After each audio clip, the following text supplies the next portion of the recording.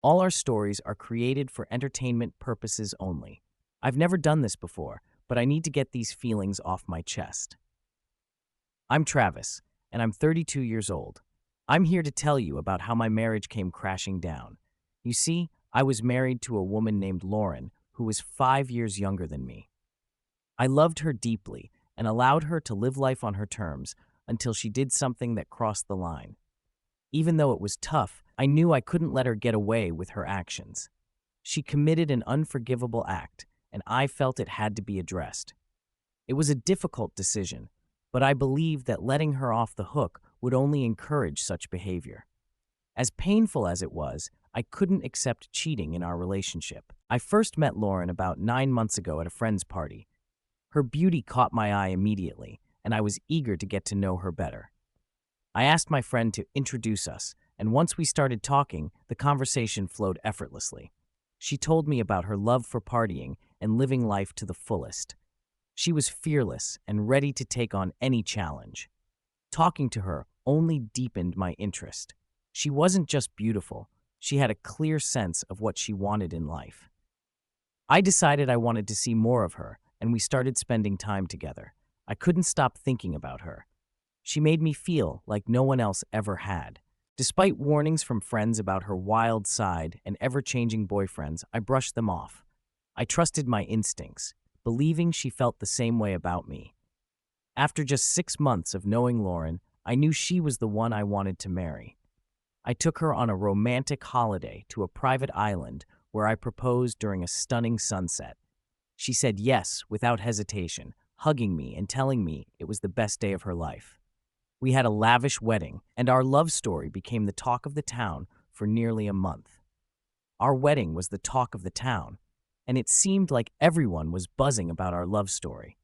People from all over, including the media and social media, were captivated by our fairy tale romance.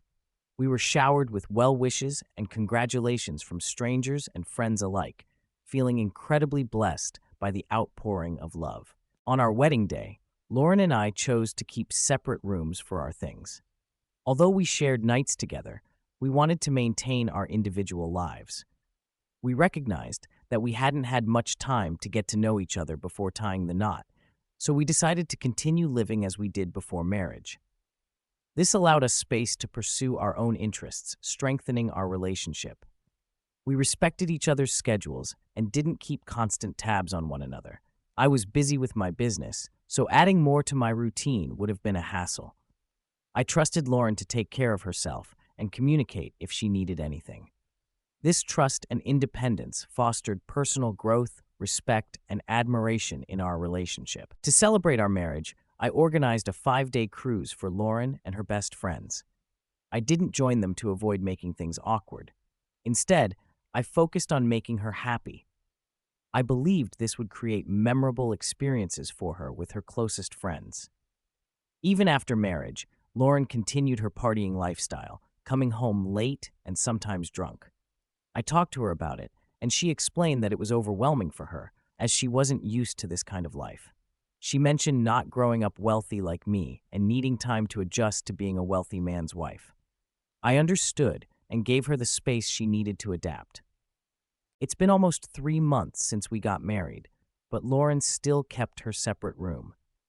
We shared love and passion at night, but there was an emotional gap between us. I wondered if there were deeper issues causing her to maintain this space. I wanted her to feel at home and trust me completely. I thought about talking to Lauren about my unhappiness and our relationship concerns. Would she be open to understanding my perspective? I decided to wait a week before having an honest conversation about our feelings. One day, I came home early to grab some papers for a meeting. Lauren wasn't there, probably out with friends. Curiosity got the best of me, and I checked her room for clues to understand her better. While looking, I found an invitation to a private party in her name, organized by a group of men. The invite mentioned her as the most beautiful woman deserving every man's love. It was at a competitor's private villa. I decided to investigate and called Lauren to confirm her whereabouts.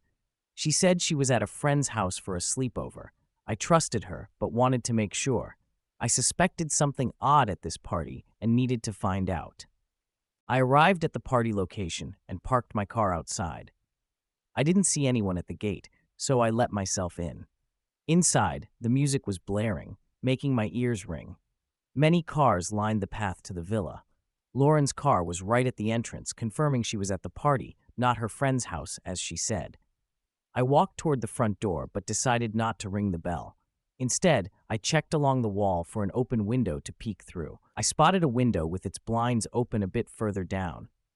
I cautiously tried to look inside without being seen. I could see a group of guys laughing and holding drinks. The music was too loud to hear their conversation. Then I noticed most of the men were barely dressed, some shirtless, others in their underwear. They were all focused on something lower down that I couldn't see. I couldn't understand why Lauren would be at a party like this. I was about to give up and ring the doorbell when I saw Lauren in the midst of those men, wearing only her underwear and holding onto her briefs. I was shocked, feeling numb. Just when I thought it couldn't get worse, one of the men kissed her. She laughed as they cheered. I was filled with anger and decided to storm in and take her away. But then I had an idea. I went back to the window and started jotting down the names of everyone there. There were 6 men plus Lauren. I was furious and frustrated, wondering what I could do if I took Lauren away. All 6 men were my business rivals, and I couldn't let them mock me because of her. So I left them to it and planned to get back at them later. As I drove away, I couldn't believe what I'd witnessed. I'd given Lauren everything she wanted and more. We had an active bed life and shared wild nights and days together.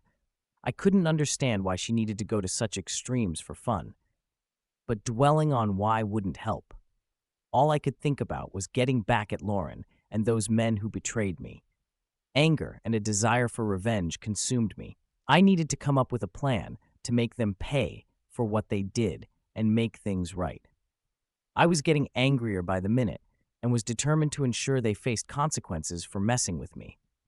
The next evening, Lauren came home as she said she would.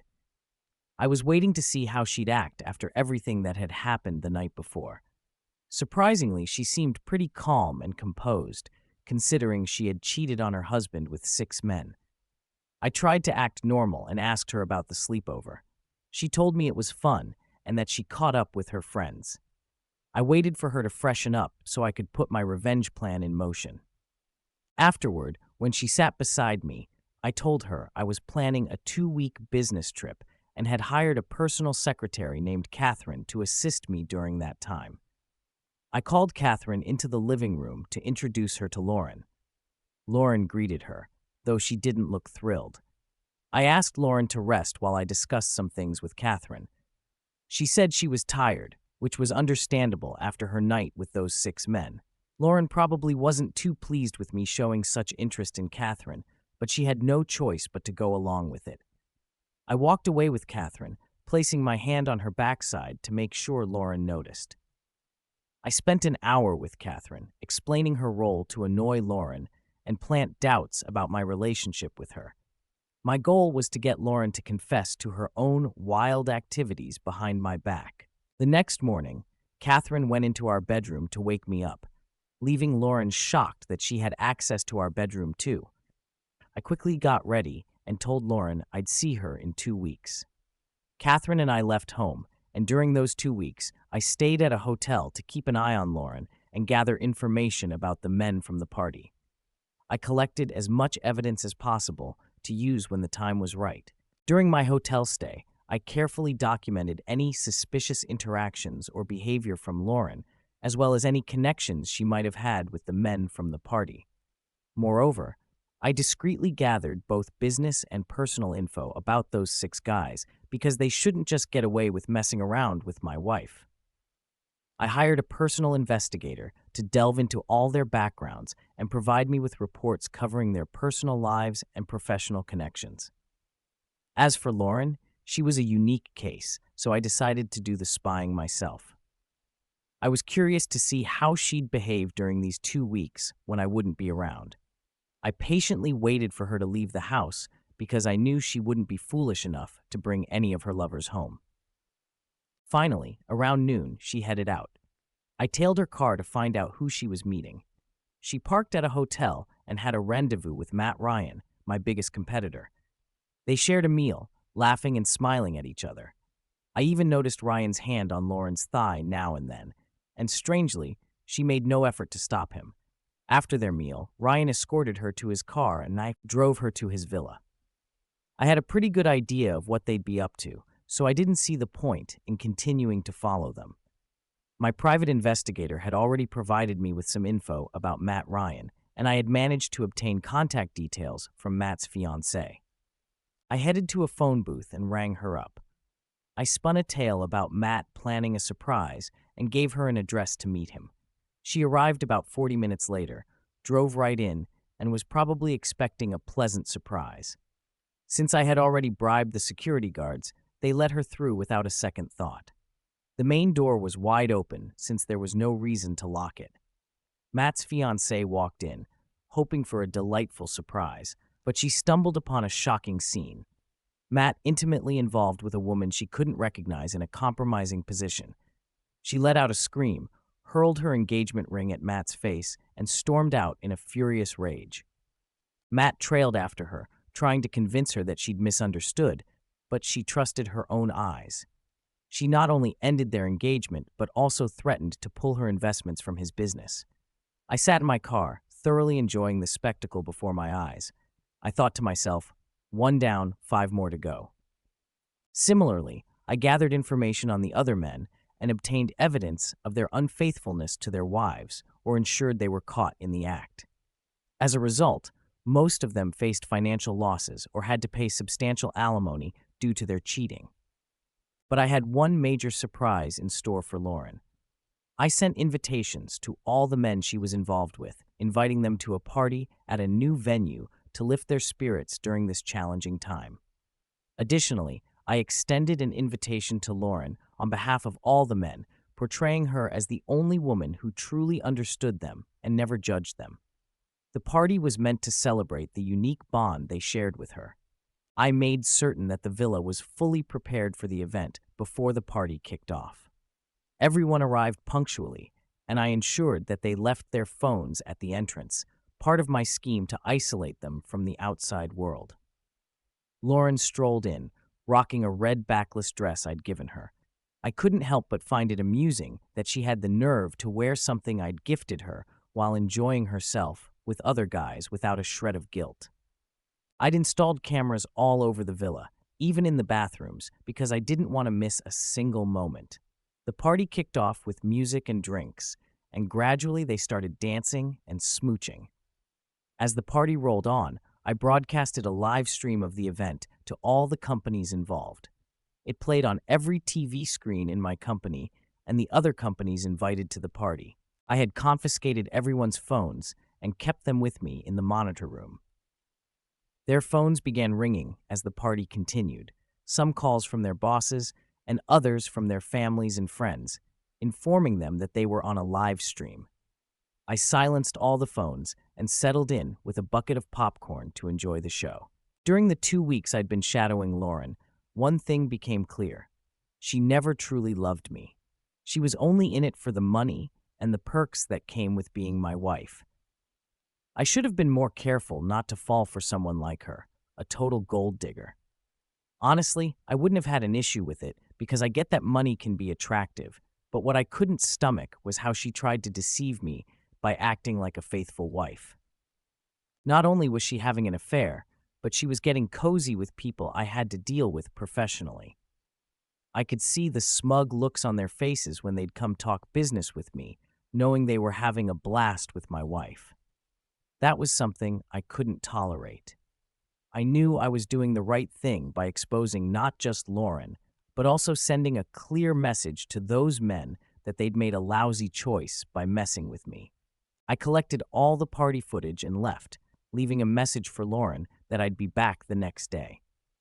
The cameras were still rolling as they slept together in one bed, in the buff and tangled up. Some of the guys even left in the morning, and Lauren was the last to go. She saw my message on her phone and rushed home to freshen up and brace herself for my arrival. When I thought she'd be ready, I made my entrance with Catherine by my side, giving Lauren a hug before turning my attention to Catherine. I acted like Lauren didn't even exist, totally ignoring her. Lauren hung around for a bit, but when she saw I wasn't responding, she got all huffy and stomped off. My revenge plan was clearly working. It's been a couple of days since I got back from my business trip, and I've been doing my best to steer clear of Lauren. I knew her other lovers were caught up in legal troubles with court cases and defamation suits, so they wouldn't be reaching out to her anytime soon. I'd also blocked all their contacts to keep Lauren in the dark about the footage and the chaos it caused. As time passed, I made sure Lauren felt like an unwelcome guest in her own home. Catherine pretty much took charge of everything around the house. She'd tell the cook what breakfast to make and dictate my dietary preferences. When Lauren tried to correct her, Catherine would just flash a smile and tell her I'd changed my habits, giving her a snarky look. Lauren eventually came to me, all worked up, complaining about Catherine taking over and meddling in things she wasn't supposed to. I told her to stop overreacting. Catherine was just better at handling things and doing a damn good job at it. But Lauren was still irritated, thinking Catherine's involvement was unnecessary and invasive. I wanted Lauren to think I was cheating on her so I could flip the script on her. So the next day, I told her I wanted her to hang out with her friends and booked a club for her to have a good time. I knew she'd been feeling out of sorts at home lately. I'd be tied up late into the night so she could enjoy herself with her friends and come home later, boosting her spirits. I still had someone tailing her, giving me hourly reports on her whereabouts. No way I was trusting her again. I needed her out of the house so I could set up a surprise for her tonight. Little did she know, tonight would be unforgettable. As I meticulously planned everything, excitement bubbled up inside me. I couldn't wait to see her reaction to the surprise I had in store. Lauren stumbled in around midnight, totally plastered. When she walked into the living room and saw me sitting on the couch with Catherine on my lap, she was utterly bewildered. She stumbled towards us, shouting, "What the hell is going on?" I looked at her, grinned, and invited her to join us. She glared at us and told Catherine to get off my lap. But just as Catherine was about to comply, I told her to stay put. Lauren was seething with anger, convinced there was something happening between me and Catherine from the day she arrived. I chuckled at her nerve, blaming me for cheating when she was the one doing the same thing. I asked Catherine to give us some space and headed towards the home theater. Lauren followed me, careful not to trip, and stood beside me. I turned on the TV, and something started playing on the screen. At first, she didn't get it, but as she kept watching, it dawned on her. It was the footage from her night with all those men. Her face went pale, and she stared at the screen in disbelief. She finally asked me where I got it from. I couldn't help but laugh at her question. I found it amusing that she didn't even try to defend herself. I casually told her I'd recorded it myself. Her eyes widened in shock, and she stuttered, trying to find the right words, but nothing came out. An awkward silence settled in the room as the weight of her actions sank in. Her guilt and regret were written all over her face. It was clear she'd been caught red-handed and was struggling to come to terms with it. I sat on the couch and started watching the footage with great enthusiasm. She kept glancing between the screen and me, unsure if I was angry or amused by the situation. I began commenting on what I saw on the screen, even complimenting her on something she did with one of the guys. It was a skill I appreciated, and I motioned for her to sit beside me so we could watch the whole thing together. She didn't have much of a choice, so she sat down with her head bowed in shame. At this point, she knew she'd made a massive mistake. As the footage played, I couldn't ignore the discomfort on Lauren's face. She clearly regretted her actions and knew she'd face consequences. I made her endure 2 hours of the footage and told her it was quite entertaining. She had nothing to say in her defense and started meekly with an apology. She explained that she got swept up in the moment with those men. They had challenged her to spend a night with them, and she couldn't resist the dare. I was actually quite impressed with how quickly she came up with this story. I nodded, pretending to buy into her tale, and decided to play along to test her storytelling skills. I pointed out that she could have used the fact that she was my wife to get out of that situation, but she claimed she didn't want to tarnish my reputation by revealing her identity. Her ability to spin these lies so smoothly was truly remarkable. I acted as if I felt sorry for her, making her think I believed she was the victim here. But just when she thought she had me fooled, I asked her to come to the dining table for a glass of water. I had her sit down, placing the glass on top of a piece of paper. When she picked up the glass, she saw the paper underneath. It was the same invitation she had hidden under the dresser. The glass slipped from her hand and shattered. In that moment, she realized that making up stories wouldn't work, as I knew everything she'd been up to. She fell to the ground, crying uncontrollably. Tears were her only defense at this point. There was nothing left for her to say or argue, and she couldn't justify her actions. After confronting her and getting her to admit to everything, I decided to kick her out of the house. I had no room in my heart or my home for a cheater like her. She begged for another chance, claiming she wasn't thinking clearly and got carried away. But I had learned from my past mistakes and wasn't about to repeat them.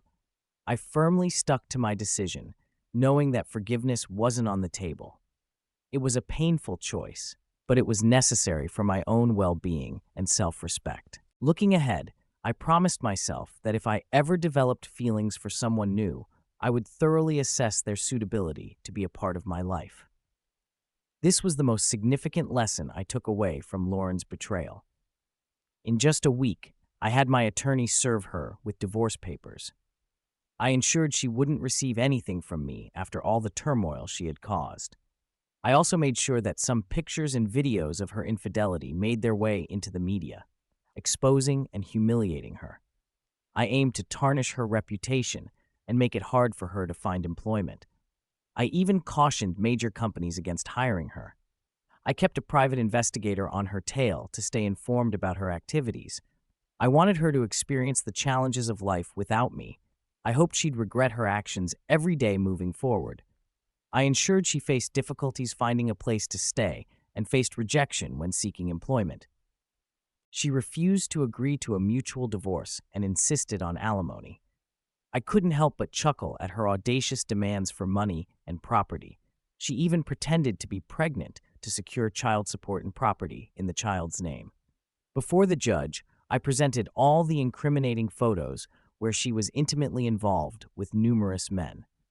I questioned whether I was ever that close to her to unquestioningly accept the child as mine, and I requested a DNA test to confirm paternity. It turned out she had lied about the pregnancy during the test. I filed a defamation case against her alongside the divorce proceedings. She pleaded her financial hardship to the judge, claiming she had no income to pay me. Well, she should have considered these consequences before deciding to cheat on me. This has been the drama that unfolded in my life over the past 3 months since getting married. I'm sharing all of this to help ease the pain and hurt I've been going through. It was incredibly tough to stick with my revenge plan and carry it through to the end. There were moments when I felt so down that I didn't want to do anything at all. At first, I thought Lauren was different from all the other girls I'd met before. She didn't seem like a gold digger initially, but it turns out she was only after my money and property.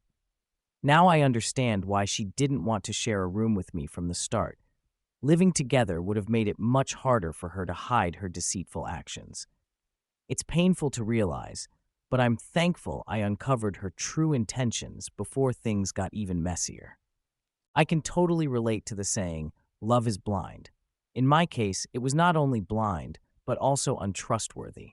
Starting from here, I know it's going to be a challenging journey.